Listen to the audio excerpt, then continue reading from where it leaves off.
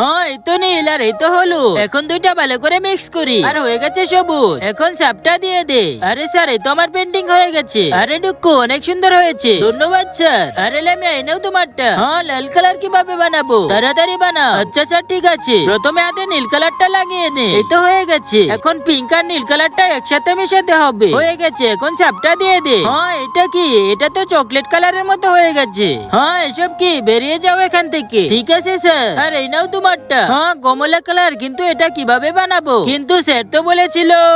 তার আগে আমি দেখবো তুমি আল্লাহকে নাকি শয়তানকে বেশি ভালোবাসো। আল্লাহকে ভালোবাসলে ভিডিওতে লাইক করে চ্যানেলটিকে সাবস্ক্রাইব করে দাও আর কমেন্টে আল্লাহ নামটি লিখে যাও। শয়তানকে ভালোবাসলে লাইক কমেন্ট করতে হবে না।